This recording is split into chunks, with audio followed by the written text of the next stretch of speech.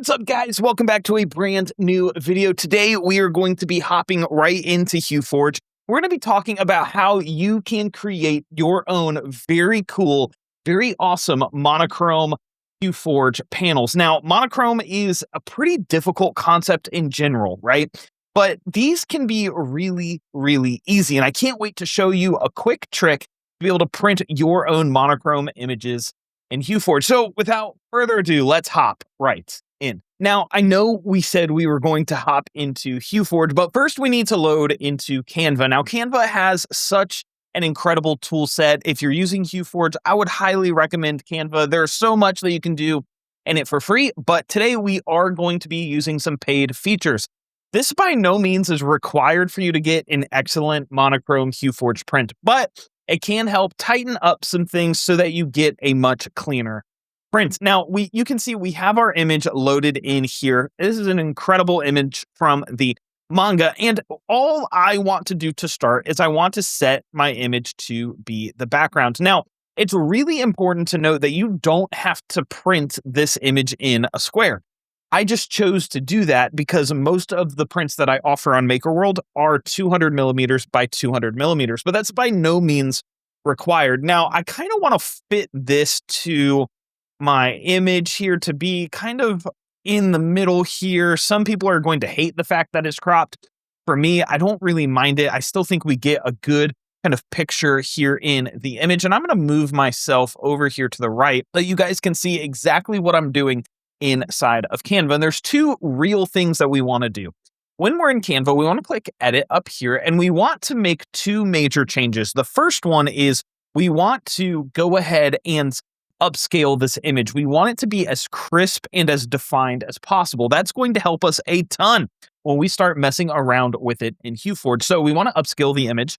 The second thing is we want to make as clear of a contrast as we can. Now, for monochrome images, black, white, it's pretty clear the contrast is there. But we do want to go ahead and brighten up the whites just a little bit in order to get the best separation of colors inside of HueForge. So let's start first by upscaling our image. And we're going to come down here to image upscale, and we're going to be prompted with 2 times, 4 times, 8 times, or 16 times. I typically do something in between the 4 or 8. I think 16 is probably a little too much. I think for this one, we will stick with 8. And we're going to click upscale image. Now, you want to upscale your image first. This is so important because when we start making additional changes to our image, we want the upscale to kind of be the foundation. We don't want to make all these changes and then upscale it and it do something wonky with our image. And so we're going to get our upscaled image here. We're going to click replace.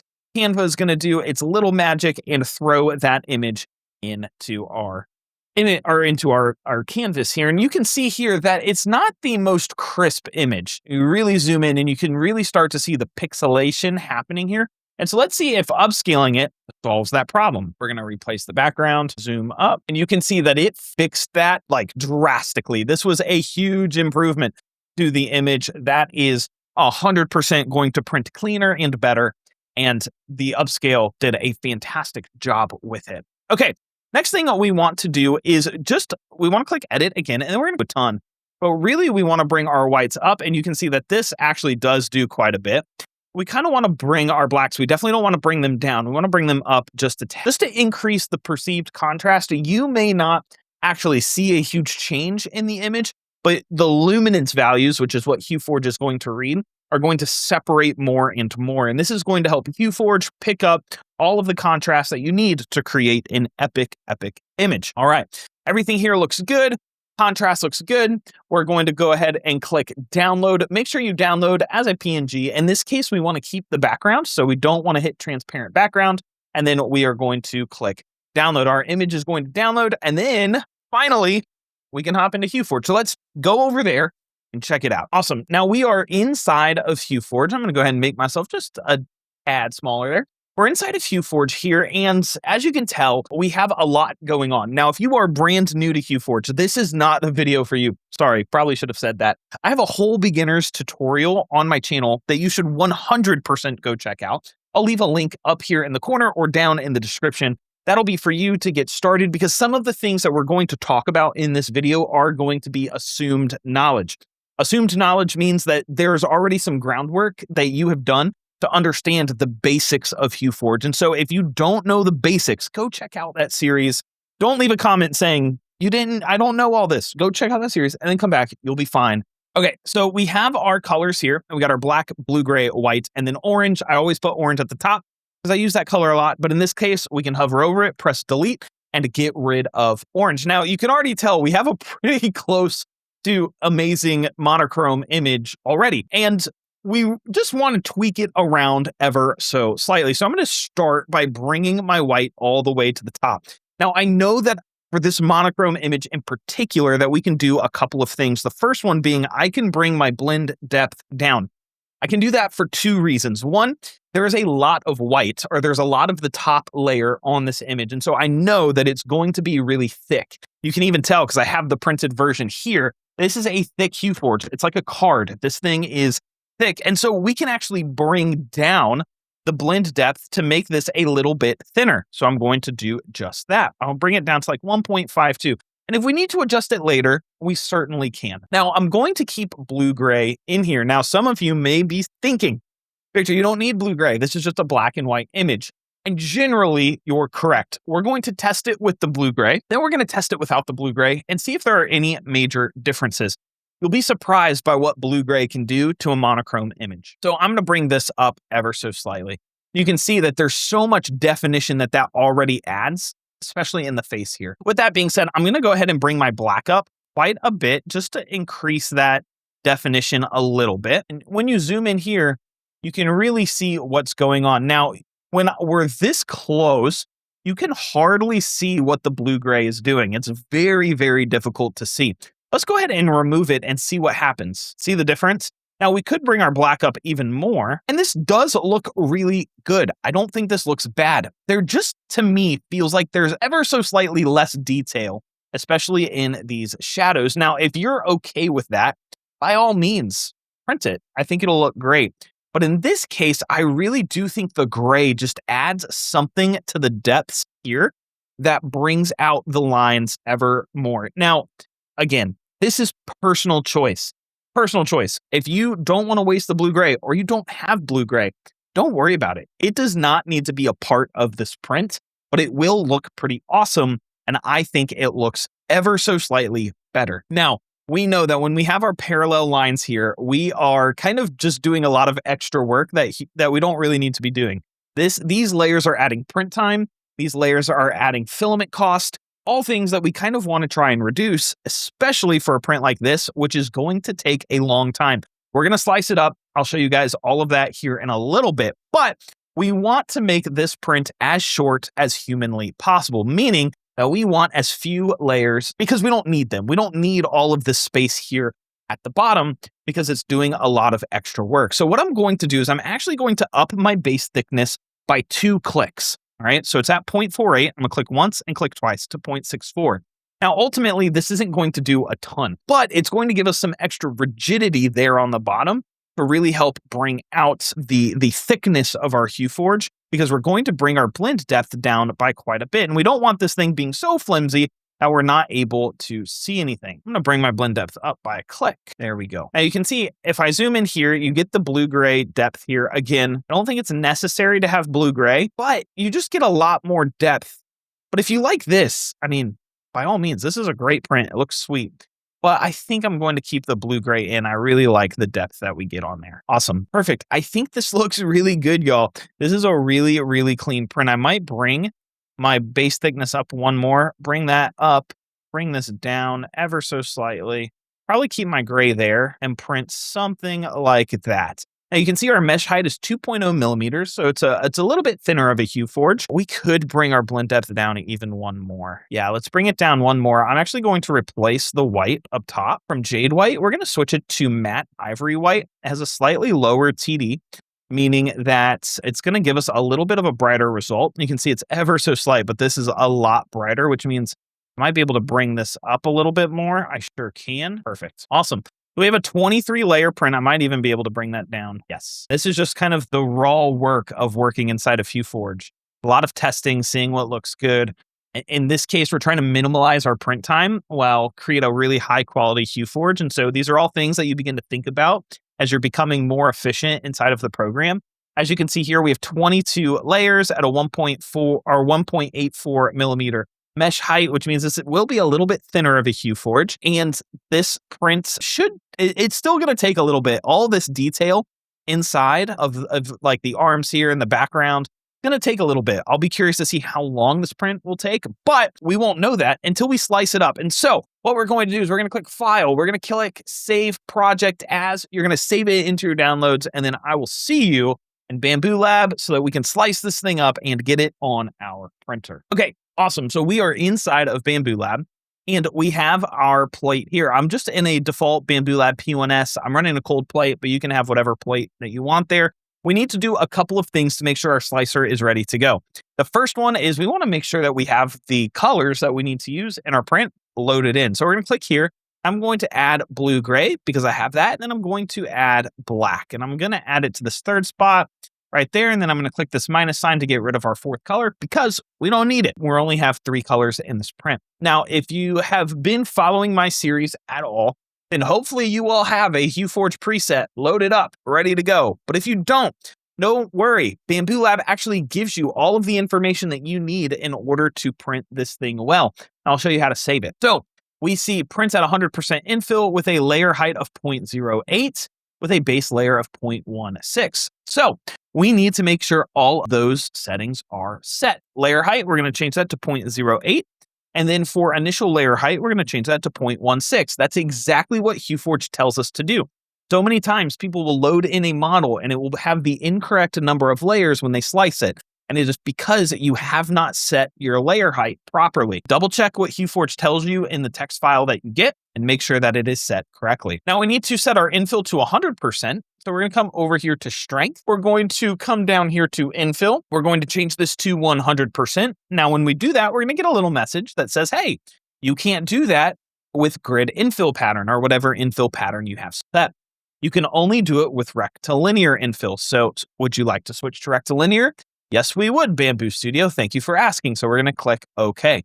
So we have 100% infill, and then we have rectilinear selected. Now, technically, that is everything we need in order to print our HueForge, but there are a couple other settings that we can do in order to get a good looking HueForge. The first thing that we want to make sure is turned off is our prime tower. We don't need a prime tower. It's HueForge. Turn your prime tower off. Now, there is also another setting for ironing. Now, ironing is something that you definitely don't need turned on. So make sure you have no ironing turned on, and make sure if you do have ironing turned on that you can turn it off. It is going to add a significant amount of time to your print, and it's not really going to do much for you because we're at 100% infill. So turn that thing off. Awesome. Once your settings are saved, you can click this little save icon. Then what we need to do is rename this to HueForge. Make sure to select user preset and click OK. That means when you click this little drop-down menu, we can click HueForge preset, and all of our settings are already set and we're ready to print. It's a great hack that you should totally take advantage of. We're going to drag our file in, load it up. We have our HueForge, and we are going to click slice. Now, this is a pretty intricate HueForge. There's lots of lines, there's lots of detail, and that means that there are going to be a lot of triangles. In this case, Bambu Lab is telling us that there are going to be over 1 million triangles in this image, meaning that it's going to take a second to slice. It's okay. HueForges take a while to slice. I have a pretty monstrous PC, and it still takes a minute. So just be patient. Give it some time. If it looks like it's stuck at 25% or 35% or 50%, it is okay. Go make some dinner and then come back, wait for it to slice. So many times people are like, Victor, I can't get my HueForge to slice. It just freezes. And I promise it's usually not frozen. Typically that it just takes a little while for it to slice. Even on my monstrous PC, it's going to take a minute to go. So just grab a drink of water, go make some dinner, make sure your laptop or your computer is plugged in off to the side, and then come back later. It's okay. Right now we're at 50%. And so we're going to let this thing do its thing. And then we are going to set our color swaps, because this is another part that I see so many people get tripped up on, but it's actually pretty easy. I'm going to show you guys right when we're done slicing. Going to take a second. Awesome. So we are sliced up here. I'm going to drag my screen over just a little bit so you can see what we have going on. This bar is very important right now. So we're going to make sure that we can see that. We are going to bring back our splicing information here, and you can see that we have our swap instructions right here. We have start with black, at layer 13 go to blue gray, and then at layer 18 swap to ivory white. So that's exactly what we're going to do. I'm going to click down here at the bottom, and I'm going to click change filament. I'm going to add black. Boom. Then at layer 13, I'm just going to drag my mouse up, and then at layer 13, we're going to swap to blue gray. Boom. And then at layer 18, we are going to swap to ivory white. Boom. Now it is going to ask us to slice again. That's okay. Slice it up. This is going to take a lot less time because all the geometry is already set. Bambu Lab doesn't need to figure out where the print head needs to go and all that difficult math. It already knows what it's going to do. It just needs to incorporate those color changes. And as you can see, we have a preview of what our HueForge is going to look like. And you can also see that this is going to take 8 hours and 26 minutes on my Bambu Lab P1S for this HueForge. Yes, that's a long time. I'm about to show you a little trick to help reduce your print time, but this is what it's going to take if we just were to print it right now. It's a long time. HueForges typically do take a while to print. It depends on how intricate your HueForge is. I have prints that have taken 2 hours. I have prints that have taken 24 hours. It really just depends. And if we left inside of HueForge, if we left our original layer height at 27, which would have put us around a 2.24 mesh height, this print would have taken closer to 15 hours. I know that because I tested it. And so this is cut down quite a bit. All right, let me show you how to reduce your print time even further. We're going to come up here. I'm going to move myself out of the way. I'm going to bring that back over here. And I'm going to click on this Prepare tab. I'm going to click on Objects right here, and I'm going to right-click the object, and I'm going to click Height Range Modifier. When I open up Height Range Modifier, we're going to see this new little box here. If I open up this panel, it says you may print at higher layer heights below the base thickness of 0.72.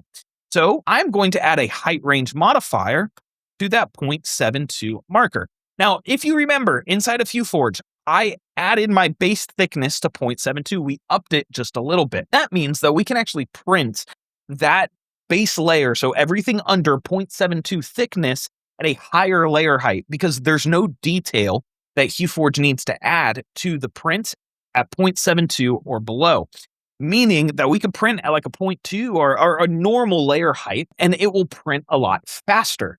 Let's go ahead and implement that right now. So we added our height range from 0 to 0.72, and you can see this illustrated very kind of cleanly here in Bambu Lab. At least you can try. You can see this little gap that illustrates what 0.72 layer height is. And this is everywhere that HueForge is like, yeah, there's not really any detail there. So I'm going to zoom out, and I'm going to add my layer height, and I'm going to put 0.24 layer height. Now, we adjusted our layer height. Everything under 0.72 is going to print at a 0.24. Actually, we're going to make this, I will keep 0.24. That should be fine. Awesome. We're going to click slice again. Now it's going to have to do a lot of remapping. This is going to be a full slice, unlike when we added those color swaps, because we are changing the geometry and the way the print is working on Bambu Lab, which means that it's hopefully going to print everything under that 0.72 layer height at a higher layer height, meaning that we have to print less layers. So hopefully that will reduce our print time pretty significantly, hopefully by like at least an hour. This is really dependent on your type of print. This is going to be different every single time that you load into Bambu Lab and use a new HueForge. It's worth trying. If you're very familiar with HueForge and very familiar with Bambu Lab, this is a pretty easy trick. If you're just learning HueForge and you're just getting used to it, don't worry about this. Print your print.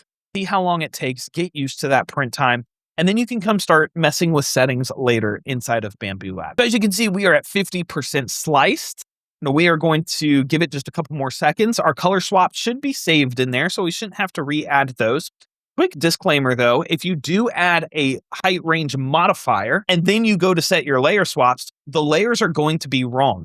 So for example, inside of HueForge, we have 22 layers. That's how many layers were inside of here when we sliced it. But as you can see now, and again, I need to move myself out of the equation here, you can see that it's going to take 6 hours and 55 minutes to print. That is significantly less time than what we are originally quoted. I believe it was 8 hours and 29 minutes. So we save a ton of time by this one little trick, but it also adjusts our height right here. So now you see we only have 16 layers. If you do this trick and then you come back to set your color swaps, you're going to be confused because inside of HueForge, it does at layer 13, do this, and then at layer 18, do this. But HueForge is smart, man. It's like they knew that this was coming, and they actually give you the heights at which you need to do the color swaps. So if you do your height range modifier first, and then you go to make your color swaps, you cannot use these. Don't use these layers because they're wrong. You need to use the height. So 0.12 swap to blue gray. And if I come right here, you can see it says layer 7. It actually says layer 13 here. So that's wrong. But the millimeters that it tells us right here, 0.12, is the same as right here, 0.12. So if you set your height range modifier before, and then you go to set your filament swaps, you need to use the height in millimeters instead of your layer number because it will throw it off pretty significantly. There it is. From start to finish, y'all. Now all we have to do is click print, send it to our printers. It's going to take 6 hours, 55 minutes to print. And then we have an incredible HueForge printed off, ready to go, and ready for your collection. Y'all, this print is one of my favorites. I love JJK. I love Megami. I love this character. If you want to print this right now, it's actually available on my Maker World. You can print this exact file. It only takes 6 hours, 55 minutes. And I cannot wait to see what you guys create. Awesome. Well, thank you guys so much for checking out this tutorial. I hope you learned something today. I hope we covered something that you found useful or helpful in your HueForge journey. If you are wanting to learn HueForge a little bit quicker, or you're wanting to have that person kind of coach you through your HueForge journey, make sure to check out my Patreon. My Patreon houses so many tutorials just like this one, but it also includes live classes. And most importantly, it includes one-on-one sessions with me. So you can ask all of your questions about HueForge and have them answered by a pro right in Discord. It is truly a remarkable thing. And it's something that I wish I had when I was learning HueForge all those years ago. So definitely check it out. A huge shout out to all of my patrons that support me. You guys are why I can do what I absolutely love to do. And I will catch you guys in the next one. Hey, there's a tutorial you want to see. Name it down in the comments below. There's a high chance it's already on Patreon. I'll catch you guys in the next one. Until then, y'all, take care.